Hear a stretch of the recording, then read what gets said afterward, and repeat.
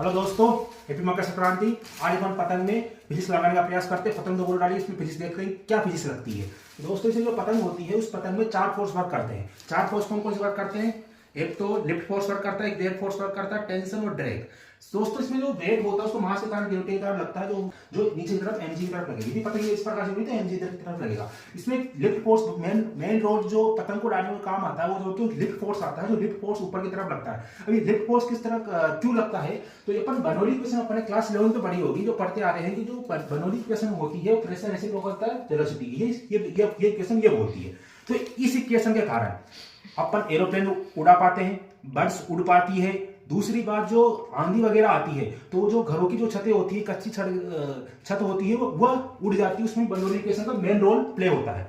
और दूसरी बात दोस्तों, पतंग में तो यूज होती है, उसको अपन बताएंगे। तो बर्नौली इक्वेशन प्रेशर का रेसिप्रोकल होती है, बता दिए। तो यहां से एयर का फ्लो हो रहा है, इधर नीचे की तरफ से जा रही है। बट जब एयर इस नीचे की तरफ से जाएगी तो इस इनर्शियल पॉइंट से फाइनल पॉइंट तक आने में इस पतंग को, इस एयर को यहां से इनर्शियल पॉइंट से फाइनल पॉइंट पर आने में कुछ डिस्टेंस ट्रेवल करनी पड़ेगी x1। ऊपर ही इस प्रकार से इस इनर्शियल पॉइंट से फाइनल पॉइंट तक आने में इसको डिस्टेंस करनी पड़ेगी s2। तो ऊपर डिस्टेंस ज्यादा ट्रेवल करेगी एयर कंपेयर टू नीचे। लोअर पार्ट से अपर पार्ट में ज्यादा डिस्टेंस ट्रेवल करेगी एयर।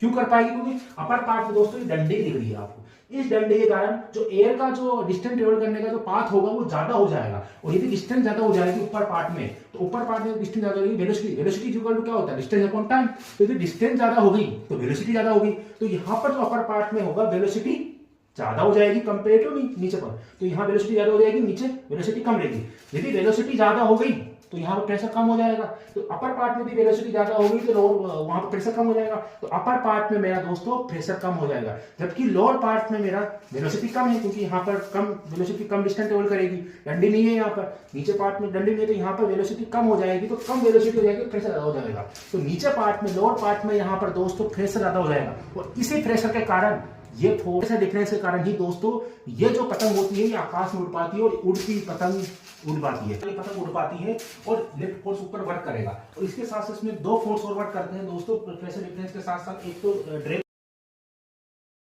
फोर्स होता है जो एयर के अपोजिट डायरेक्शन में लगेगा।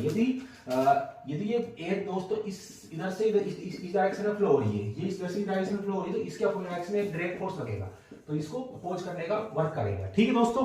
तो इसमें एयर का रेजिस्टेंस ही क्या होता है? ड्रैग होता है। तो ड्रैग फोर्स जो होता है दोस्तों क्या होता है? एयर का रेजिस्टेंस को मैं ड्रैग फोर्स का काम करता हूं। ठीक है। और ये टेंशन लगती है, इसके रस्सी के कारण टेंशन फोर्स लगेगा। और जब इस डायरेक्शन में ले जानी है पतंग को, तो मैं टेंशन देता हूं कि भाई टेंशन फोर्स, जब मैं इसको कुछ ना कुछ अप्लाई फोर्स करता हूं। ये मेरे 5 मीटर